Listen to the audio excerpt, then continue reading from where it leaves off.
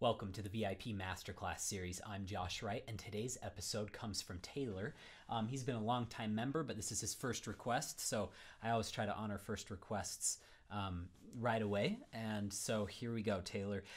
This was his email he sent to me a few days back. He said, "Happy New Year. I got the Liszt Ballades as a gift from my wife, and I've been enjoying working on the second this past week," which I love the second. If you haven't heard Sergei Babayan's recording of it is easily the best. It's unbelievable. Most of it seems fairly straightforward, but the section I'd like your input on is the Ossia passage near the end. And for any of you who don't know what an Ossia passage, O-S-S-I-A, that just means it's a passage that the composer or someone else, usually the composer though, wrote as an alternative passage. So for instance, in the Rachmaninoff Third Concerto, which I'm getting ready to perform in a few weeks, there's an original cadenza, and then there's the famous Ossia cadenza, which is...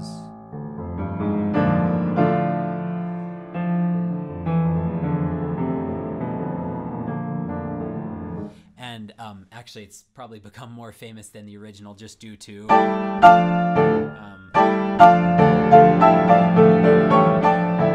that huge climax. So that's what an Ossia passage is. So, sorry, I'll start that sentence over. Most of it seems fairly straightforward, but the section I'd like your input on is the Ossia passage near the end, which is sort of the iconic moment for the piece, where there's a rapid scale passage over a melody. Playing the scale fast isn't a problem at all, which is good to hear. The challenge for me is maintaining the overall pulse of the music and melody while juggling each of the scales that don't seem to measure out precisely. It's totally normal. We'll go over how to fix that. This is the bad news, Taylor. When you said, when I slow it down, my scales are less even. So we'll go over how to fix that.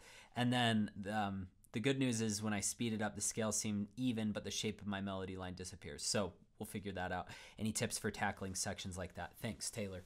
Well, thanks, Taylor, for being a member of VIP. I'm happy to answer this question. Any of you who haven't submitted requests, please do so. We only have a few requests in the queue right now, so I'm happy to answer those, especially if you haven't submitted a request. I mean, I truly appreciate you being a part of this group. I want to answer your questions, so please submit those. So this is the passage that Taylor was referring to. I have not played the Liszt Ballade, but I read through this before. I read through this section before filming this video, so it won't be so rough. But here we go. So first of all, Taylor, you'd asked about pulse, like how can we maintain the pulse? The first thing I do is I just count your big numbers. A physical... So this would be my first piece of advice, a physical, tangible thing that you could grab onto, like saying something out loud or like stomping your feet. Like my teacher, I don't know if you guys have heard the Rhapsody on a Theme of Paganini by Rachmaninoff. It's very famous. And the famous passage is... It's from Somewhere in Time. They've featured his piece on there. It's a really famous passage. There's this horrible passage in it that goes... The orchestra's doing this. And you gotta go...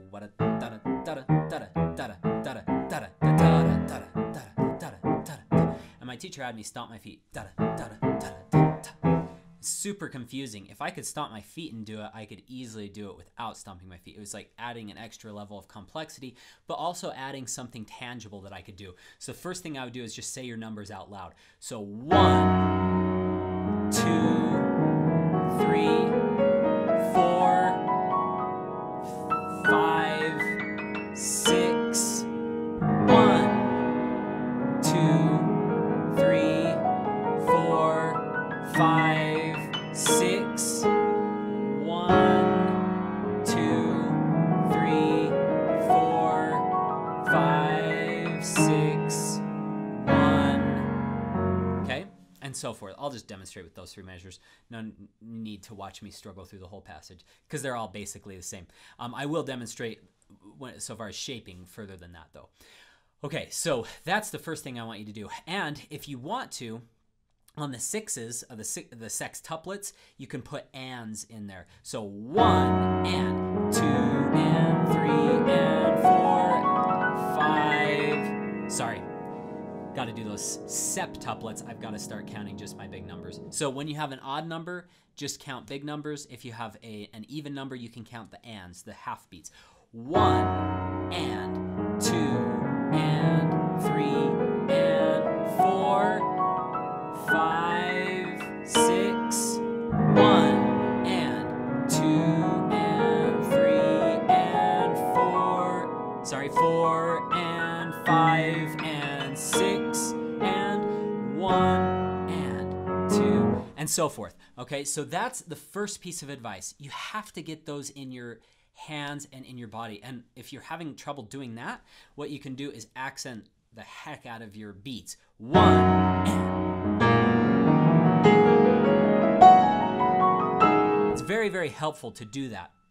What it does is it establishes that. The next step I would do is, thank you so much for watching. I've listed 2 links in the description below. One of them is to download this full video that you've just watched the sample for. The other is to view the entire library of VIP MasterClass series videos. I hope you've enjoyed this. Have a great week. Good luck in your practice sessions.